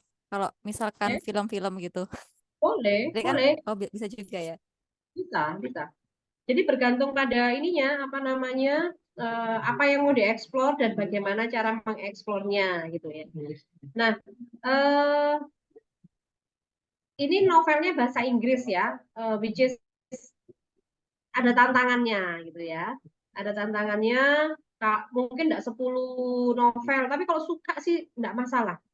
Ya, keren ini idenya.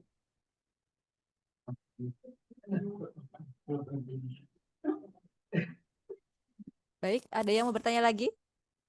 Silakan Mbak-mbak. Ternyata tadi ada masnya ya, Mbak-mbak dan mas-mas berarti yang sudah join di sini. Oh, tadi ada respon ya, suka baca novel. Ada teman saya yang jadi inspirasi saya. Oh, oke. Ternyata banyak inspirasi-inspirasi ya dari rekan-rekannya ya. Ada yang ingin bertanya lagi? Silahkan yang ingin bertanya. Masih ada waktu untuk bertanya? Atau dicukupkan? Bagaimana panitia? Mau dilanjut tanya jawabnya atau dilanjutkan acara selanjutnya? Masih ada? Masih ada durasi untuk tanya jawab ya? Oke. Silakan ada yang mau bertanya lagi?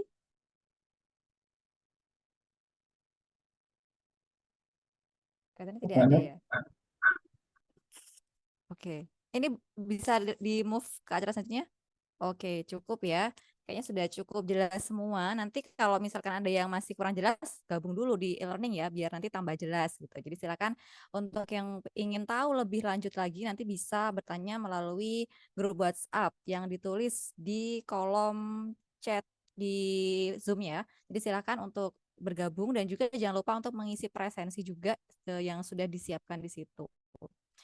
Mungkin demikian ya untuk acara pemaparan materi. Terima kasih banyak Prof. Roselin yang sudah banyak berbagi ya, tentunya memberikan banyak inspirasi dan juga memberikan materi yang sangat bermanfaat untuk peserta pada siang hari ini. Baik, selanjutnya kita langsung move ya ke acara selanjutnya, yaitu evaluasi kegiatan ya.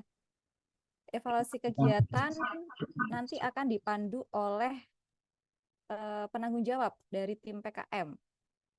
Mungkin bisa langsung saya serahkan ke Bapak Baik. Fasih Bintang Ilhami. Oke, terima kasih Mbak Bu Nur ya.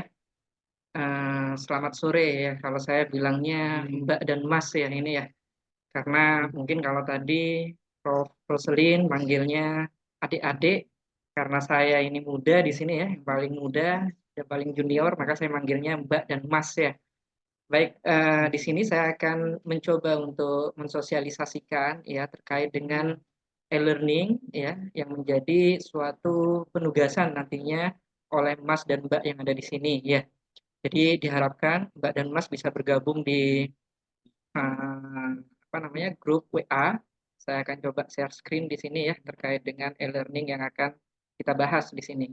Jadi nanti ya tugasnya ini akan berupa suatu proposal penelitian gitu ya.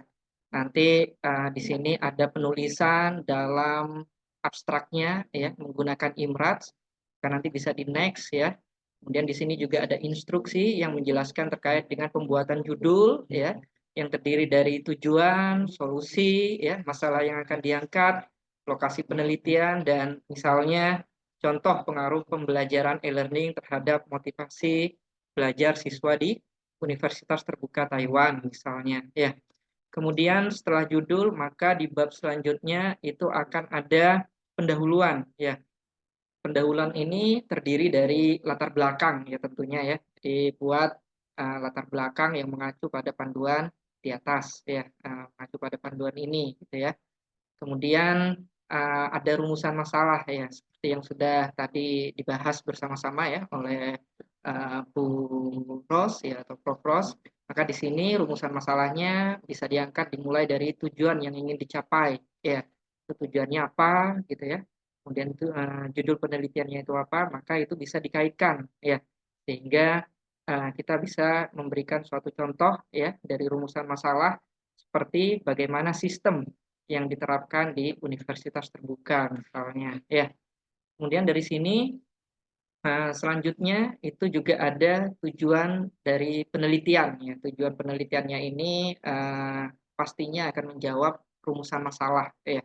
Jadi ketika kita mempunyai tujuan masalah terkait dengan sistem yang diterapkan di universitas terbuka, maka tujuannya adalah mengetahui ya, untuk mengetahui gambaran sistem yang diterapkan di universitas terbuka Taiwan misalnya ya. Kemudian dari tujuan ini ada manfaatnya ya. Jadi membuat suatu manfaat, yang manfaat ini bisa diperuntukkan untuk instansi terkait ataupun peneliti selanjutnya atau penelitian selanjutnya ya.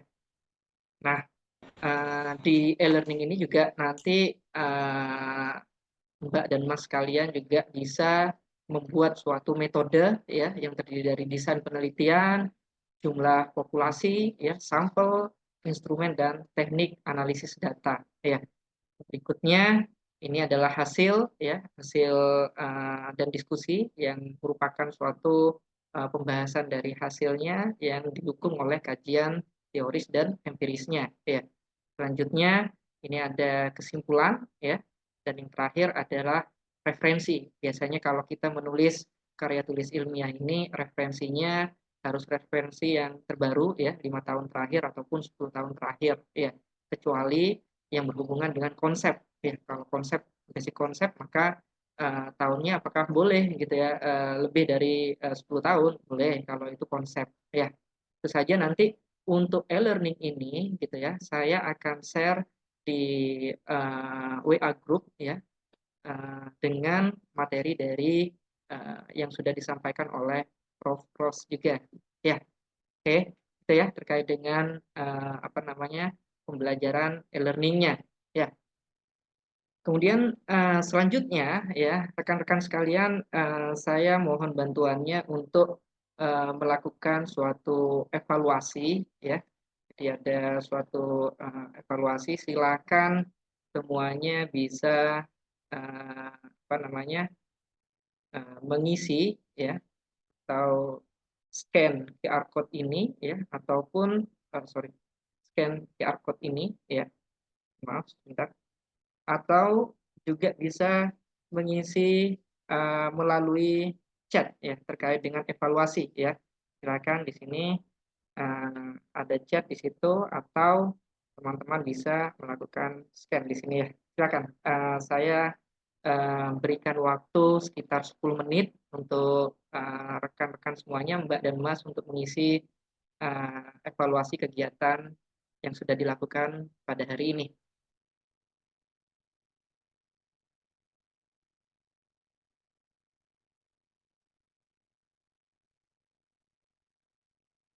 Apabila ada yang ingin ditanyakan, silakan disampaikan ya.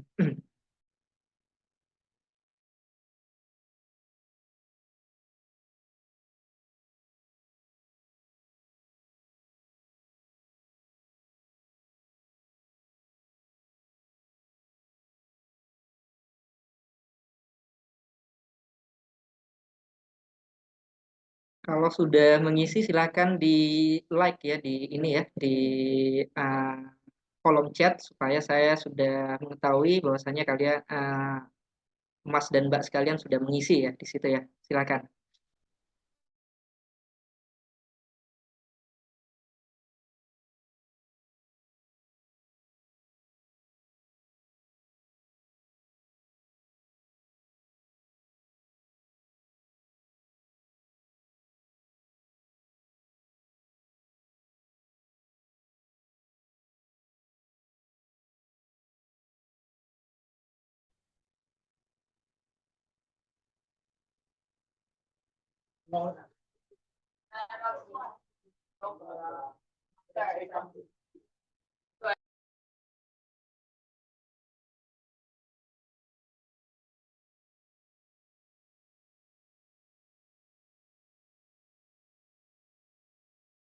Kami juga sudah share ya untuk QR code ini di WA Group ya. Silakan Mas sekalian ya untuk mengisi evaluasi kegiatannya.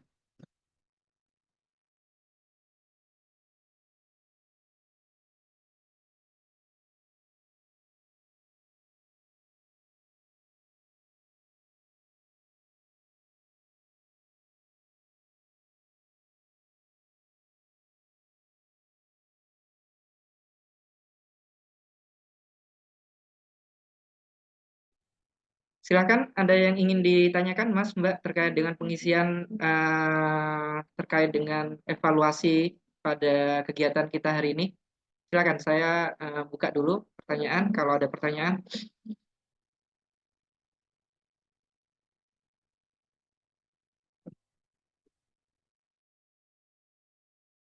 Oke, nanti ya apabila kegiatan ini sudah selesai ya, jadi kegiatan kita hari ini itu sebenarnya akan berlanjut ya melalui WA group ya, Mas kalian ya. Nah, nanti di WA group tersebut tentunya penugasan tadi itu merupakan apa namanya, metode terakhir atau langkah terakhir ya untuk memperoleh suatu sertifikat ya. Nanti sertifikat yang kami keluarkan itu tertera bahwasanya telah mengikuti pelatihan sebesar atau sekian jam misalnya. Nanti di sana akan kami serahkan melalui WA group ya. Jadi mohon Mas kalian untuk gabung di WA group tersebut ya, sehingga kami mudah untuk melakukan koordinasi ya. Silakan, ada yang ingin ditanyakan? Kegiatan kita hari ini ada sertifikatnya ya.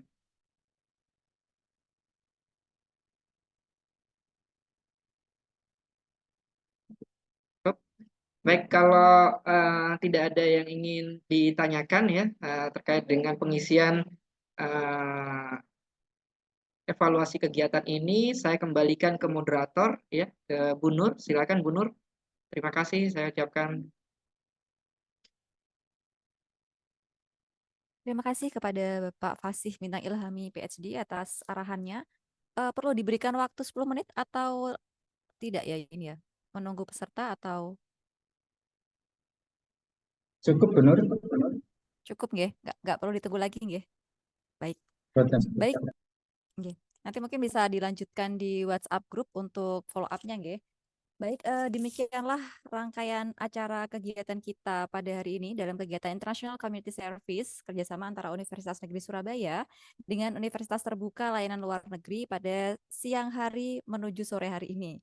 Dan saya ucapkan terima kasih sebanyak-banyaknya ya kepada tamu undangan, kemudian terutama Prof. Roselin yang sudah membagikan kita tentang tips and trik penulisan karya ilmiah ya, yang menghasilkan tulisan berkualitas tentunya, dan juga pada seluruh peserta kegiatan yang sudah meluangkan waktunya di tengah kesibukannya untuk hadir pada kegiatan hari ini.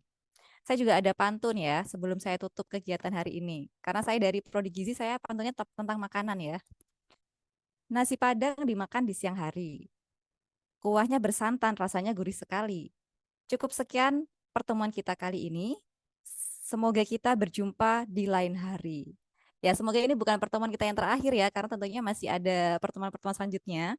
Dan saya sendiri yang bertugas, Nur Rohmah, pada hari ini mengucapkan mohon maaf sebesar-besarnya apabila ada banyak kesalahan selama saya memandu acara hari ini.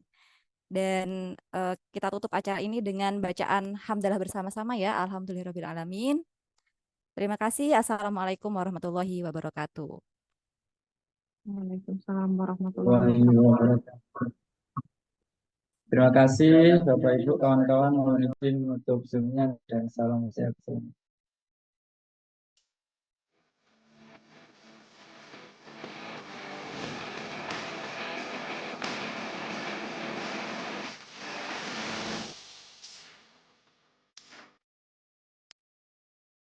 Nesa, satu langkah di depan.